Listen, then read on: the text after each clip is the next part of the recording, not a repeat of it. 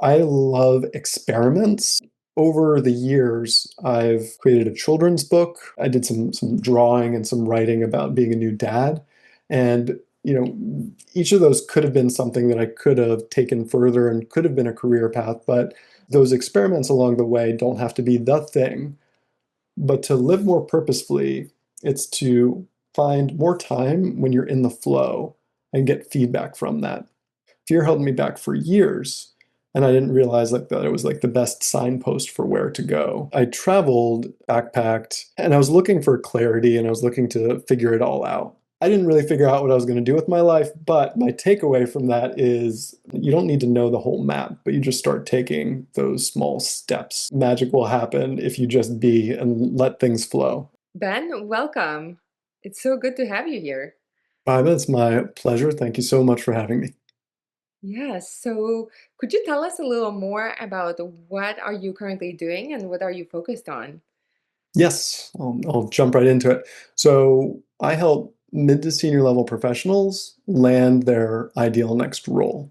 So I'm a career coach, and why I'm passionate about what I'm doing is I love helping people transform, step into their own value, gain clarity, and then be able to enroll others in their value. And ultimately, I was on the path where I was unaligned with the work that I was doing, and it was stressing me out, causing mental health challenges.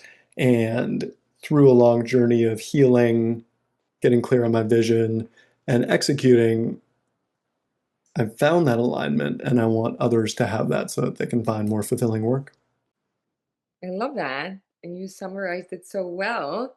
Thank you. I think so many people can relate. It's probably one of the biggest kind of questions is how to get to that clarity and how did you get to that clarity yourself? Yeah, it's a great question. It's a process. I Mhm. think when I look back, so I'm 47 now, when I look back in my late 20s, I wanted somebody to save me. And I wanted somebody to swoop in and be like, here's the path, this is what you have to do, and this is the way. And that's when I started my healing journey. And up until then, I'd used alcohol, marijuana. Those are my coping mechanisms for dealing with negative emotions. And I'd kind of utilized those coping mechanisms, from my mid-teenage years. And ultimately, like they stopped working. And I was in destructive relationships with women, and I was plateauing at work. And so all of these things, I kind of knew I needed to get help. And I tried to do it all on my own for a long time. And then finally, I surrendered and got help. And so in my help journey, first I started with a psychiatrist. So I'm the son of a psychiatrist. So I thought maybe that's where you start. In New York City at the time, at least the one that I went to, after me bearing my soul, wanted to give me some prescription medicine. I was like, I liked experimenting with things, didn't do the trick for me. Then I, realized I needed to talk to somebody, so I then went into therapy for a few months, and that was great for a while. It was like cathartic, helped me get stuff out. But then after a while, it seemed counterproductive because it wasn't helping me shift my negative behaviors. And I found myself asking the question, what's wrong with me this week? And then I finally found coaching. An ex girlfriend gave me an intro session that turned into a weekend intensive, and then that turned into a 6-month client engagement, which turned into a 2-year coaching apprenticeship. And so that's when I fell in love with the process of coaching, of the tools of designing your life more intentionally, and also having those tools to deal with those negative traits, those negative um, past incidents that kind of hold us back in a more constructive way than therapy. And so that was really transformative for me. And that's kind of where I kicked things off in terms of gaining more clarity, stepping away from disconnecting and stepping into my intuition. And there's a whole kind of next of the story I can go into, but I want to just start with it starts with healing so you can kind of deal with the stuff that's not serving you, and then you can kind of work on the vision piece. Does that make sense? Yeah. And it also seems like there was something synchronistic. Like, how did coaching come in? Did you seek out coaching, or did it come into your life through like more of a synchronistic? So a ex-girlfriend of mine gave me a intro, Okay. um, an intro class and or intro session with it with my coach Kate, who ended up being a coach Hmm. for a long time of mine. And I just kind of fell in love with that. And up until then, I was pretty interested in personal development. And I was, it was the time where you could like download free stuff off the internet. So I was like downloading Tony Robbins audio and was listening to all this stuff, trying to improve myself. And this seemed like the next kind of logical step once I kind of surrendered to getting help, if that makes sense. I love that. I feel like everybody starts with Tony Robbins. He's a great gateway drug. It's like I remember he had the CDs. Exactly. No, I mean, I remember I was jogging along the East River in New York, being like, doing his incantations, like "All I have is within me now," and all of that. Love it, love it. So, when did the seeking start, or when did these things and questions even bubble up? Because you were in a career. Can you tell us a little more, kind of how? Because I find that people search. At least it's been my own journey. That it's a process, also, just as also untangling. It's a process, but also kind of that bubbling up, it can happen over 10, 15 years, it's not just like a one day question comes and next day I solve it all. How Yeah. was it for you? Like, what, tell us a little more about your earlier career and kind of how you even went to all of this untangling. So, I'm a creative spirit. So in college, what I got attracted to was television production. Like the magic of being able to take an idea and getting it onto screen. I found pretty fascinating. So I thought about that as a profession, and I remember making my first um, sitcom. It was an adult sitcom with sock puppets. That was rather inappropriate during college, but that was a lot of fun to do, and uh, just fell in love with the production process. So after school, I wanted to get into production work. So I ended up joining a documentary production company and working on a fascinating documentary.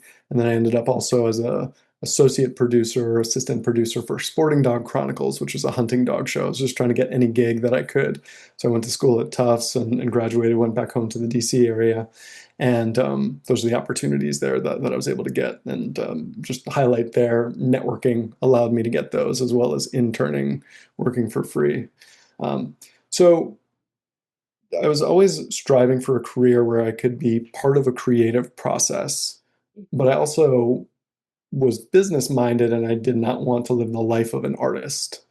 So I continued on that journey and I realized my girlfriend was moving to New York at the time. I wanted more opportunity. So um, got a job at the BBC.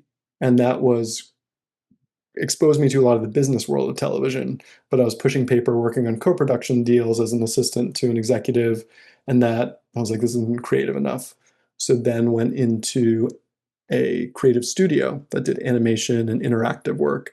And I was there for a number of years. And that's kind of where I grew up. And I was working adjacent to creatives and enjoyed that.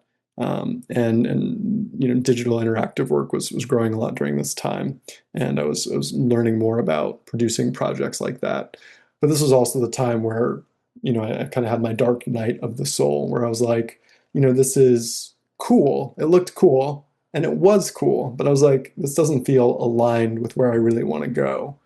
Um, and so that's when I really started to explore and look. And so, I told you about my coaching journey. It was transformational. It ended up helping me take over a year off of any substances. So I started with a 3-month challenge, and I love that challenge framework for me because I was like, I'm not going to go into like AA or NA. Not to speak anything badly about it, but I was just like, nope, not me. So the challenge framework worked for me.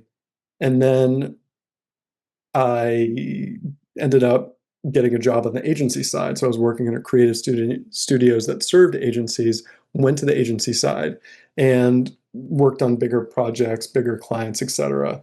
And then I was like, if I'm gonna, and I was doing the coaching apprenticeship on the side. And then I got to the point where I was like, if I'm gonna become a coach, I have to live out a dream. So I left my day job and I left my coaching training and I traveled the world for 8 months. So I started with Kilimanjaro and I ended with Everest Base Camp and had lots of adventures in between. I'm glad I did that. That was like in my early 30s. I thought for a while, and you're talking about things that kind of cook for a while in the background. Ever since I studied abroad in college, I'd wanted to do that. And then finally, in my early 30s, I pulled the trigger. There was a lot of fear about career, suicide. But what I actually found is when I got back, people loved talking about that and they wanted somebody on their team that made those big bold moves. And it wasn't until 20 so this was in 2012 that I made that trip. It wasn't until 2016 that I started the Purpose Up podcast and I started coaching under that banner. And then 2018 when I took the full plunge into coaching, when a restructuring at the .com I was a part of let me go, and my first kid was just born, and I had to answer the question, do I want to play it safe and get another tech job, or do I want to live by example and go for a dream? So I was like, I'm not going to do this now. I'm not going to do it. But it's terrifying because, another mouth to feed. Coaching isn't the easiest way to make money, but I'd already been working on it as a side hustle at that point for a couple of years, and I was like, all right, let's do this. So things can definitely marinate for a while before they come to reality. Wow. So let's talk about career suicide because that's exactly it. Many people are, when you describe kind of feeling this looking cool on the outside, and people will affirm to you, yeah, you have a great job, right? Like you accomplished a lot and you're successful. Uh, but on the inside, right, people are feeling unaligned, not only unaligned, but they feel like they're shrinking and they're kind of wasting their life force away with every year that goes by. And things are usually, they're go kind of more in a roller coaster. It's not like it's all bad, right? You can find the good things, right? The stability, the practicality. Sometimes it gets more stressful, right? And sometimes it eases up, and then that career suicide is a legitimate question, even though people are compelled, like they feel there's something more. But so you can you talk about the the year you took off and you actually ended up going back to Yeah. corporate? So I left the coaching training and I left um, my day job, which was at an agency, um, as an executive producer of interactive work, and so I traveled, backpacked, and I was looking for clarity and I was looking to figure it all out. Mm, And I remember one day stuck out at me where I was like, okay, I'm not going to go see any sites. I'm not going to put anything on the books. I'm just going to be today and see what happens.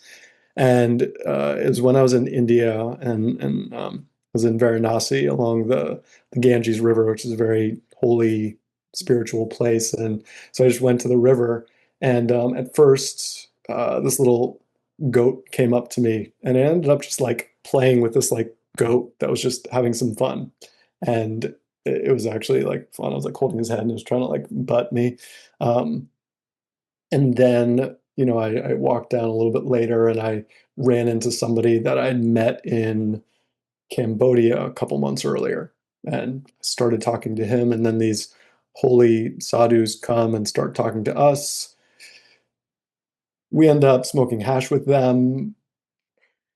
I didn't really figure out what I was going to do with my life, but my takeaway from that is magic will happen if you just be and let things flow. And it did feel like a magical day. So that was my takeaway. So the figuring out often doesn't work, but the allowing kind of allows for magic. So when I got back from the trip, I wasn't fully aligned with the coaching company I had trained with, and I was scared to become a coach full time at that point in my early 30s.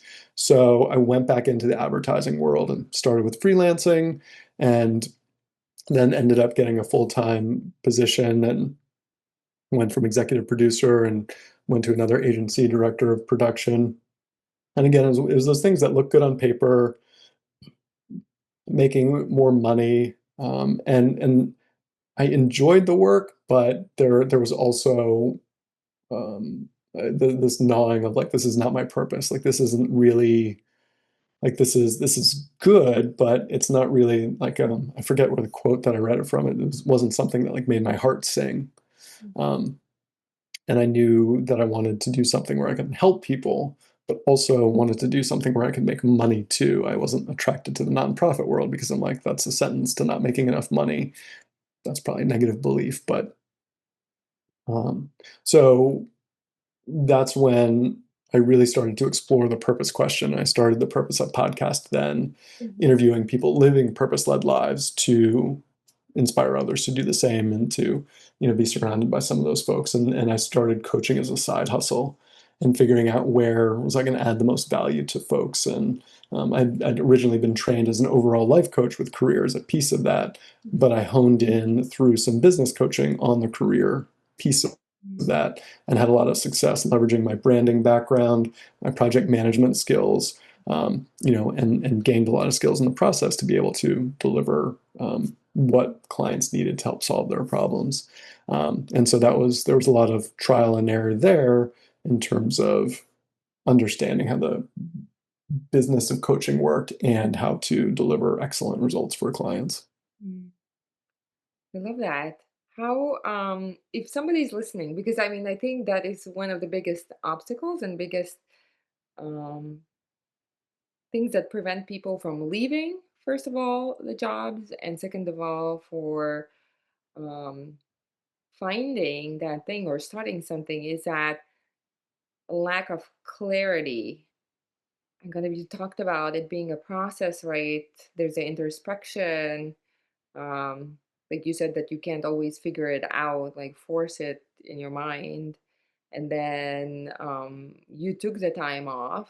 And it's really hard for people when they are in that 8 to 5, 9 to 5, busy with life, kids, the day to day, like to create that space, right? The first is like, no, I don't have time. And many times they really don't have time, or there's not a lot of time. Yeah, you can devote 15, 20 minutes here or there, but sometimes it's not meaningful enough to kind of get to that deeper reflection. But like in retrospect, you went through that trial and error. What would you say, or now you coach people, what would you advise people can do to get to that clarity, maybe with more efficiency or quicker and faster, maybe with less trial and error and fewer years? Yeah, it's a great question. So the way I think about it is number one, I start with vision, right? And first write it down. It doesn't have to be perfect, but when you start writing, you can start to reflect on that and see how things feel and see, okay, is this closer or further away? So it doesn't have to be the thing, but through writing, you do gain more clarity. And then also understanding your mental chatter and getting awareness and mindfulness around your limiting beliefs and how to shift those. So, for example, I used to have a limiting belief I'm not the entrepreneurial type. Mm-hmm. And that kept me from trying something entrepreneurial for a while. And A, we can recognize that negative belief, and then B, we take action to against that to kind of prove it wrong. And so I started with little experiments along the way. One was selling some t-shirts, next was offering some coaching sessions, etc. So we gain clarity through writing and action. And those don't have to be huge steps, but if you're consistent with that and you recognize and work on shifting your beliefs and you also get clear on the identity that you want to become, you start to be able to reverse engineer from an identity perspective. And then you don't need to know the whole map, but you just start taking those small steps. And the quicker that you can feel the fear and take action, the more success that you're going to have. So fear held me back for years. And I didn't realize like that it was like the best signpost for where to go. And that the quicker that you take action through fear, the more success you'll have. So that would be um, my advice there. And also, investing in mentorship can help you speed up that process. So if you are stuck and you're not making progress, working with someone, whether it is a career coach, a mindset coach, somebody who can help you work through the blocks. And, I told you before we were recording, I spoke with a mindset coach earlier for myself. I'm trying to step into this identity of a seven-figure CEO, and there's resistance. Part of me is like, you're good where you are, and part of me is like, you need to grow. And getting clear on like what are the values there, what is the big why, and what's the resistance, and have some help get through that because we can't always work through everything ourselves. So those are some tips I'd have. Does all that make sense? Yeah, and you said fear as a guidepost? Yes. I mean, normally that's where it's an inclination of where we should go, whether it's fear about that conversation that you should be having um, or not having. It's a great indicator of what we should be looking more at and figuring out how to step into. I mean, I was terrified of not having benefits. And then I just realized, okay, if I get X amount a month, I will be able to pay for health insurance. And as long as I make that, I don't have to worry about benefits because I'm paying for them. It's not the end of the world. It's not the cheapest thing. Would Mhm, love universal health care, but that's for another podcast. mhm. So are you saying that leaning into fear, like how do you know if you're leaning into fear or you're going into something that's not meant to for you and it's legitimate, a no? So it's a good question. And I think if there is some excitement and fear, that's to clarify. So, for example, public speaking for me is something that I'm scared of, but I'm also excited by.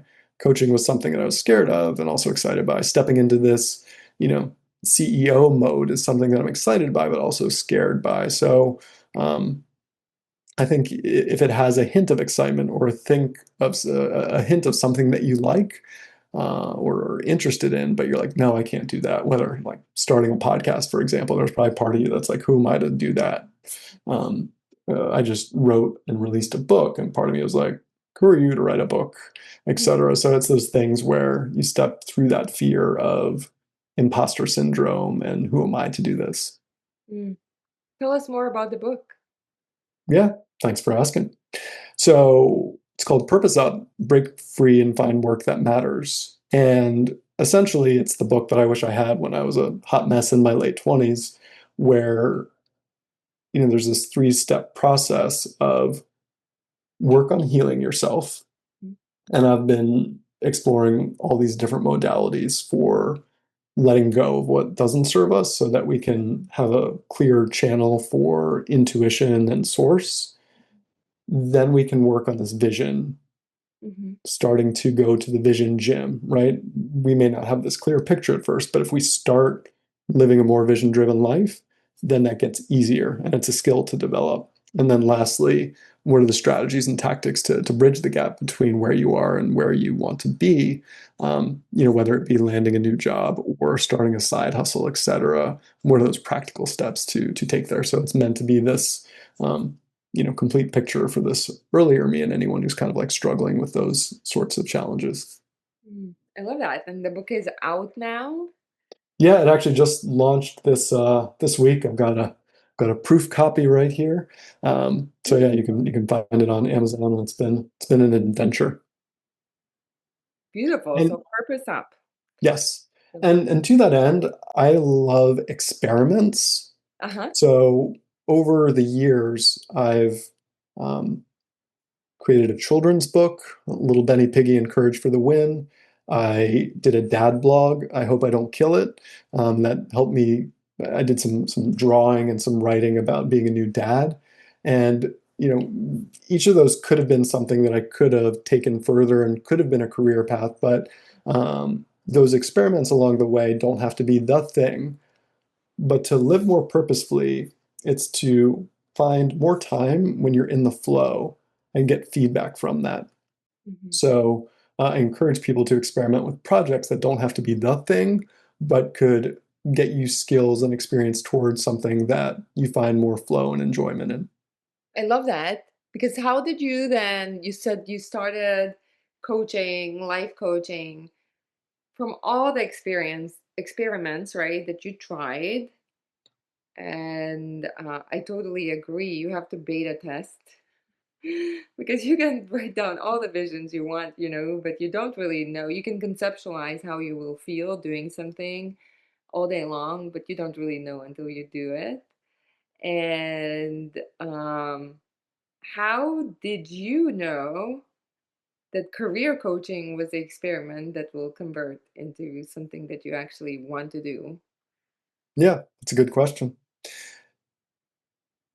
So the short answer is I didn't know when I started, Okay. and I actually started with an offer around addiction because that was part of my story. Hmm. And so at first I was looking for people that were struggling and wanted to implement a kind of challenge methodology, Hmm. similar to what I did. And I found that and looking for those people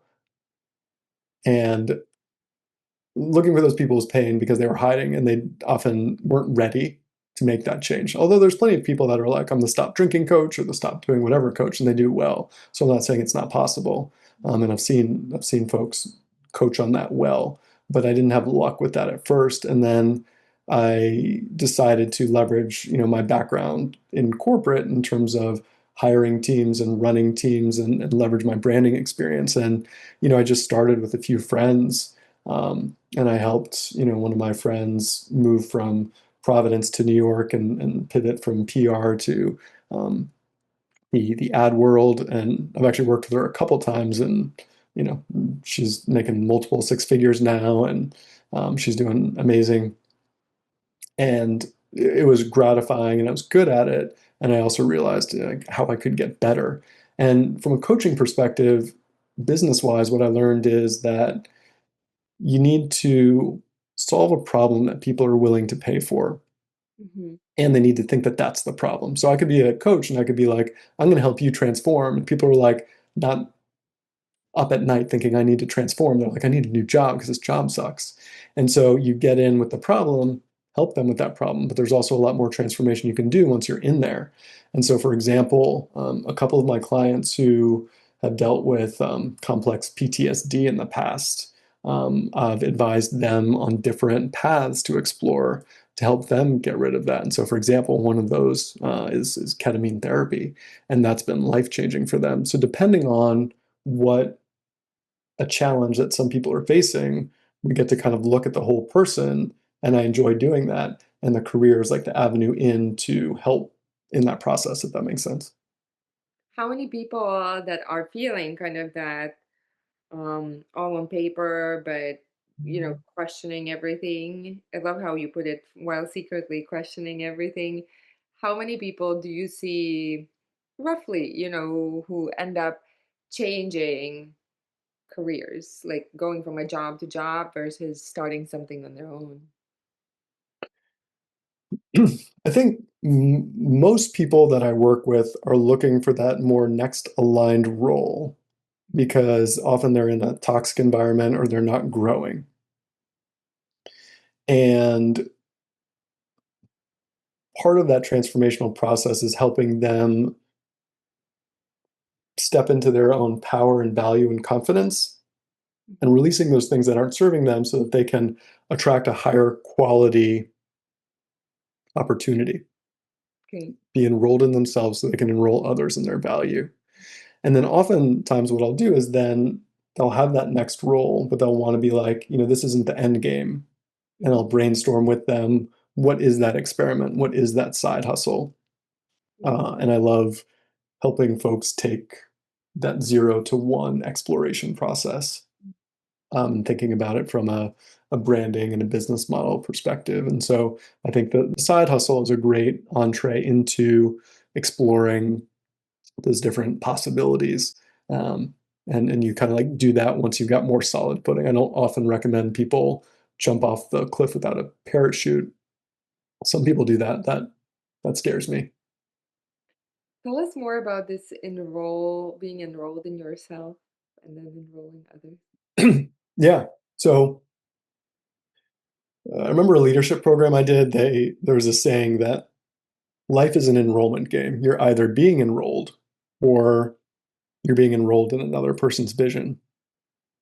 And so, you can think about a sales call as an enrollment call, or you could think about your toddler wanting a snack, enrolling you in getting that snack through doing any means necessary. So enrolling is just helping get what you want. And you need to be sold on yourself and your value. And oftentimes people who have been through like bad work experiences will be down on themselves. They'll internalize toxic environments and make it about themselves. And oftentimes we do that as children with whatever challenges we face growing up. We internalize it.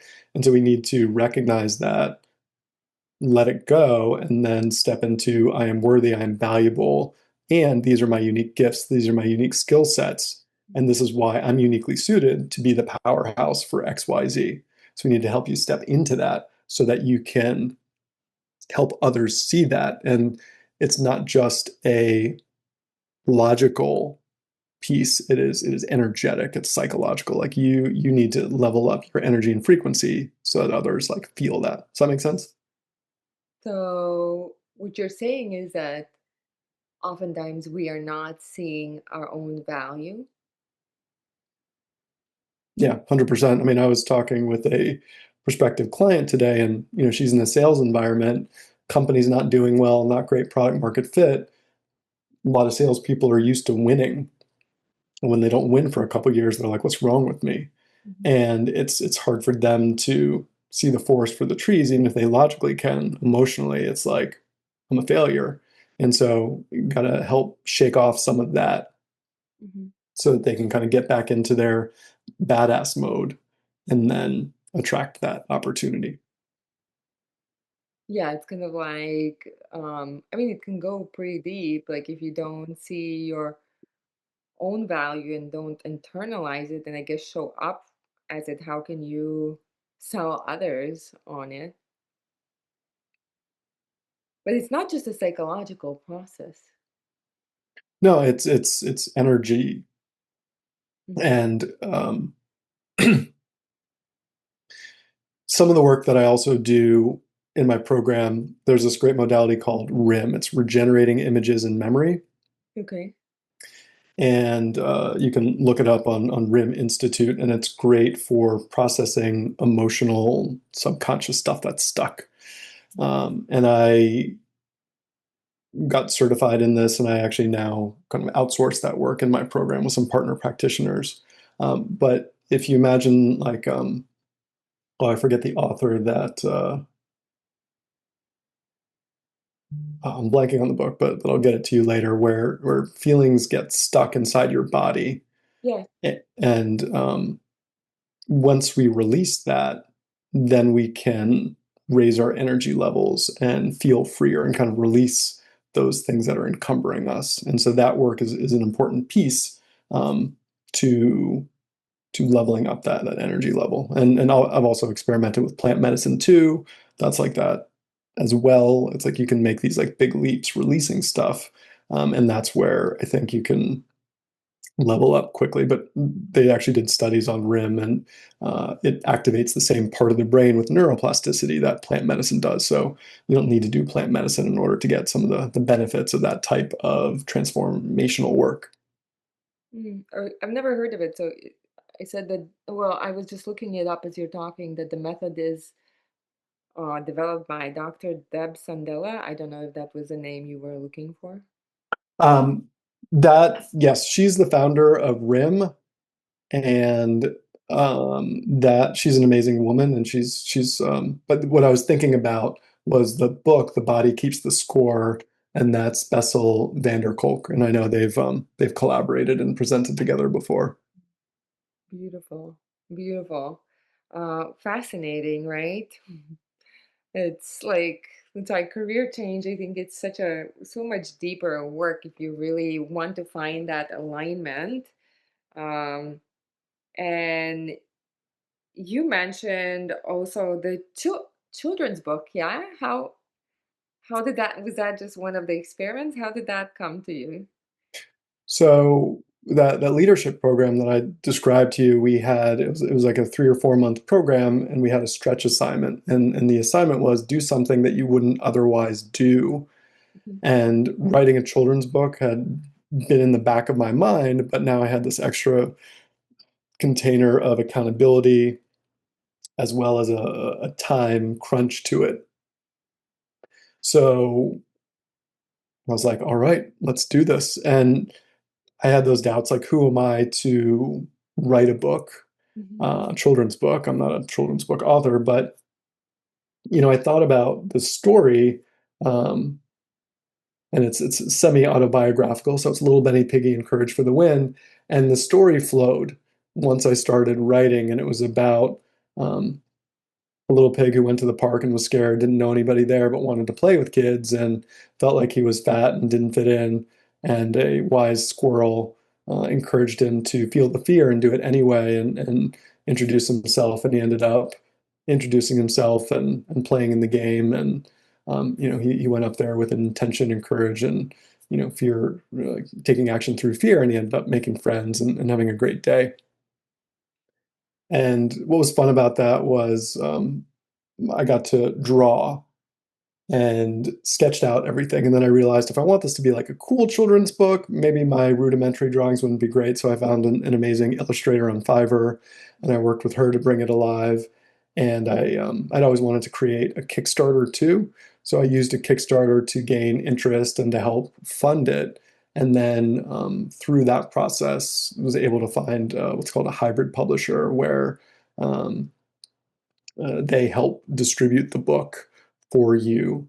And it was a great experience, and it was really fun sharing that with other parents and reading it with my kids and having other kids read it and hearing those stories that like people really enjoyed the book. And so it was very gratifying from that perspective. And so, if you do have those things, those projects that you want to do, it's like take action, do them, and get some accountability. That can be really helpful. So it's not just a thing that's in the future, and put a time limit on it. And it's amazing what you can accomplish. Wow, that sounds like also like a beautiful, simple, but like almost a therapeutic way for you, for yourself. Yeah. And also a challenge. That's beautiful. And what happened to the podcast? You said I guess one of the experiments was starting a podcast. Yeah, I interviewed some amazing folks, and I deprioritized it as my business grew. So part of me is thinking, oh, I want to get the bandwagon going again, having this conversation. But right now, it's nice to be a guest and not worry about all the production stuff. Um, so yeah, I got busier, and I was like, okay, I'm going to deprioritize this for now. And so it's been on ice for a couple years. Yeah. I can understand. So now when you look back, right, the journey, the traveling, all these experiences and experiments, what do you think was the most useful? What were the inflection points, that led you to here? So I think deciding to do the traveling and doing something that was like for me. I mean, granted, this was before I had kids or was in a relationship. Actually, I was in a relationship. Um, that's a story for another show. Um, and it was before I had kids and big responsibilities, but doing something that I really wanted to do because life is short, Mhm. right?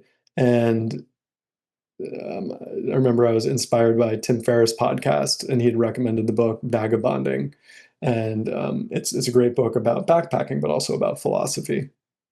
And so it was about this if I can face this fear, this is going to give me um, strength and courage to face other fears. Like if I can go to India by myself and navigate it and figure it out, like I can do lots of things. Um, and then the decision to do the coaching business when I was terrified and I was a new father, that was a huge inflection point for me. And, I didn't know it was going to work. And part of me was like, oh, I can go back to corporate if it doesn't work. Mhm. Um,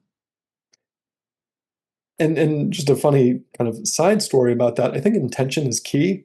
And I would have probably grown my business faster had I kind of burned the bridges, as it were, and not been 100% intentional with it instead of 90 or 95%. But part of me was like, oh, if this doesn't work back, I'll go back to corporate. So I wasn't like all in, and that slowed my progress. But then I really started to realize I'm enjoying this. I'm creating results and an impact, and this is possible, so let's like keep going, and that's when I like fully invested in it, and when it started to accelerate. And let's say if somebody is, looking to exit to kind of reinvent what they're doing to be something that's checking also more the internal boxes and is answering that kind of that call on their heart. How long, in your experience, how long should they plan for? How long of a messy middle or a journey from to? It's a good question. So I think it depends on what skill sets do you need in order to execute on what you want to do. And it makes sense to leverage a corporate salary to gain those skills that you want. So, for example, I did coaching. I learned how to coach while I was in corporate. And I also did some business coaching while I was in corporate as well to understand how to build the business. And so both of those shortcut my success. They weren't the only keys, but the other flip side to that is like it's going to take longer than you think to if you're trying to launch a business. So you have to make sure that you've got some cash stacked and you've got a backup plan, whether it's moving into your parents' place or it is, whatever you need to do to be lean for a while, knowing that it might take longer than you think it is, and be prepared for that mentally and financially. So I don't have like a magic answer, but Yeah, plan accordingly. that makes sense. And then you mentioned also being laid off. I think so many people, I wanted to ask you about it because, over the last couple of years, many people will be able to relate or have been impacted Yeah. in that situation where they're looking for new jobs, but also the job market is terrible in some areas, right? So, can you share a little bit of your experience? Maybe something they could use? Yeah. It's traumatizing. And I know many folks probably listening have been laid off multiple times, especially around COVID with the rockiness. Like there's a lot of people that um, have had like short stints and now they have to tell that story, and that can be challenging. But yeah, I mean, I remember getting that invite on my email box from the CEO, and it was impromptu meeting my second day back after paternity leave, and I'm like, uh-oh, you get that sinking feeling in your stomach, and then just being in that kind of like surreal space where you're kind of out of your body, and you're like, what's going on? I'm getting laid off. Oh, fuck, like, um, so for me, like just having the self-compassion that oftentimes it's not you, and it does happen to a lot of people, and that it is a big emotional event that you get to kind of process the emotions through and know that it doesn't define you. And for me, it turned out to be a gift because it was the catalyst for me. And so oftentimes it can seem like hopeless, but it can be a gift from the universe. Um, so and I think especially in this day and age with AI, is thinking about what are the skills that I want to develop to make me more marketable in the workplace and make me more marketable in my side hustle. So for example, like if I had all the time in the world, I would be learning about AI automation. I'd be experimenting more with AI creation and think about how I can gain some expertise to become more valuable in this changing landscape and to do whatever I do plus AI to be AI enhanced, make that part of my story because I got to lean into the changes that are happening because, who knows where we're all going to be in 10 years. Who knows? And if somebody is, I just wanted to go back to that enrollment or selling first yourself on yourself, and then through that, being able to enroll or sell others on you, on your vision or your capability. And how how do we do that better? Let's say somebody is a really good doer, right? And I think that's sometimes also hard with the layoffs. It ties into different through lines, is that you're really good at what you do. You're good at execution, but it's really hard to then lift your head up above the water, right? And first kind of like really lean into it, not just it being words that, yeah, you've contributed so much, you are like an ideal employee. Um, but how does one integrate it, and then turn it around and showcase it in a more magnetic way or amplified way? It's a great question. And it's interesting because, we're not often taught this skill. And culturally, for example, in Australia, they call it tall poppy syndrome, where you don't want to stand out above others and, brag about yourself. And I work with a number of clients who grew up in India, and the idea is the work speaks for itself, and it should, and you don't need to speak about it because the work speaks for itself. But that doesn't In high necessarily, school, you don't want to stand out in high school. I mean, and you don't want to stand out like many times, or you're more introverted, and it's not your strength to sell. Not everybody has their psyche built the same way. yeah. So I'm an introvert, and the ability to sell comes from your belief in whatever it is, the product. So I used to sell Cutco knives, and they You're truly, amazing. yeah, I learned that in college, and I realized that first I would like drink a whole bunch of coffee, so I'd be like hyped up, and I'd be like, okay, all right, let's go get them. But um, I believed in the product, and so that allowed you to step into relaying its value appropriately.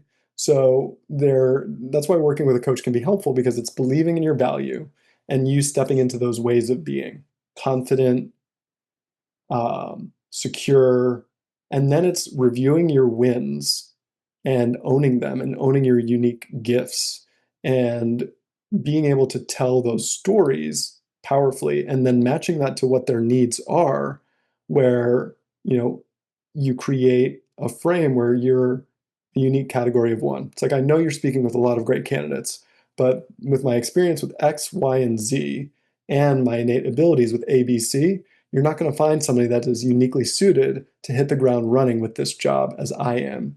And your ability to step into that way of being, that confidence, and also doing that work to prepare for those moments. It's Mhm. the competence breeds confidence. And that's why practicing with somebody can be so key and having the right frames and strategies for it because it isn't natural. It's a skill. And like sales, I was terrified of coaching sales calls, but I realized it was a skill and I had to suck at it at first to get better at it. And you give yourself permission to suck and then you get better at it. And it's just through that growth mindset and and having the right path to follow that you get there. I love that. Write it down. That's a great those are great, a couple of sentences, to use and to apply. And I guess clarity as you get coached through it, and as you gain the clarity, then it allows you to see them yourself. Those pieces, kind of what is that combination, right? That makes you unique, and how it translates, so you can communicate it for the role, for the occasion, for the person. Sometimes it can be tricky to get your head wrapped around. Oh, Yeah, and that's why coaching is great because sometimes it's hard to read the label on the jar when you're on the inside, and someone who can also give you that perspective is helpful. And that growth mindset that I just talked about, where you give yourself permission to be a beginner at something instead of being precious about, oh, I'm not naturally good at that. That's the fixed mindset. But the growth mindset is, I'm going to start as a beginner and get better at it the more I do it. And that allows you to not be as precious about things and pick things up quicker. So, for example, things I've picked up later in life now are like learning chess, and I learned how to do that with my son. And I wasn't like, oh, I've never learned chess, but learned that, and that's been fun to learn. And I've picked up tennis. I just had my year anniversary of tennis, and it sucks being a 47-year-old guy out there on the court who can't swing at anything. But now a year in, I'm like, okay, now I can have some fun with it. I love it. Don't read the label from inside the jar and don't be precious.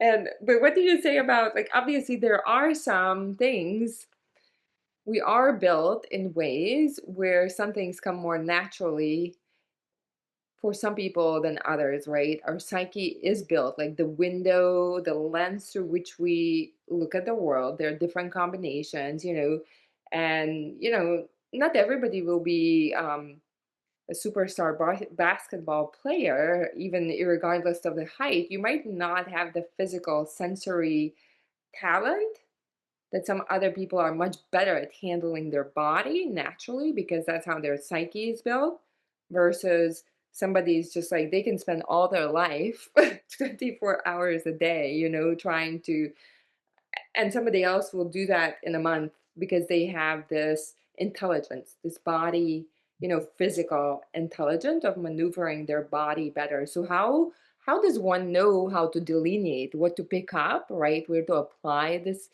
kind of mindset, I can do anything, and where it's not wise to. Yeah, I'm not going to become a basketball player. I know that. This goes back to following your intuition about where it is that you want to go. So for me with coaching, for example, I really enjoyed being in sessions with people, having those conversations. Other people, it might drive them crazy. They might be impatient, they might be checking other stuff. But for me, like being present, that was a flow state. And I enjoyed that. Like I wasn't like looking at the clock. Mhm. So I knew that that was a clue.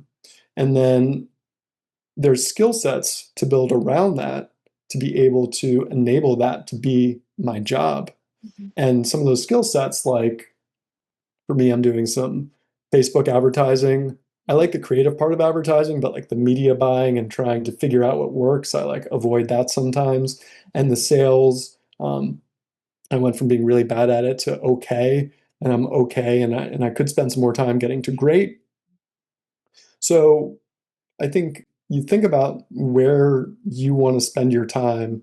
What are the core skill sets that are unique to you that you can leverage? And then what are the skill sets that you need to build around it that may not be as natural, but are necessary along the way to get where you want to go, if that makes sense. Yeah, totally. So you noticed when you started coaching that that's gonna be that you enjoyed it. You were not like drained by it. You were not, like you said, you felt more in flow and Yeah. And I think flow is a great, like living more purposefully. It doesn't always have to be about like, I need to find the thing, Mhm. and it may not be the clouds parting, but if you can Angels do, singing. yes, purpose. Um, but if you can do experiments and see where you can spend more time in flow, that's a great indicator. Like for me, when I was doing the dad blog and I was drawing and writing, I was having fun and that felt effortless. And so could I have made that a job? Maybe, but um, but it was a great experiment to understand, okay, this thing that lit me up when I was a kid, which was cartooning, I felt silly picking up in my late 30s, but ended up being like a really meaningful experiment for me. Love it. Did you feel in flow podcasting, like interview? I did, yes. Mm. Yeah, it's, I mean, for me, um, I'm normally listening a lot more than I am talking, so this is a little bit more stretchy for me, but once you get me going, watch out. So, Ben, how can we find you, follow you, and connect with you? Thank you for asking. So, my website is purposeup.com, kind of as it sounds, the word purpose and up.com. And if you do slash book on the edge of that, you can um, find my book. And then I'm also Coach Ben Stein on Instagram. Love it. And I'll include it in the show notes so you can just navigate directly without needing to write it all down. And Ben, thank you so much for being here. Yeah, it was my pleasure. It was a great experience. And thanks so much for the great questions and holding the space.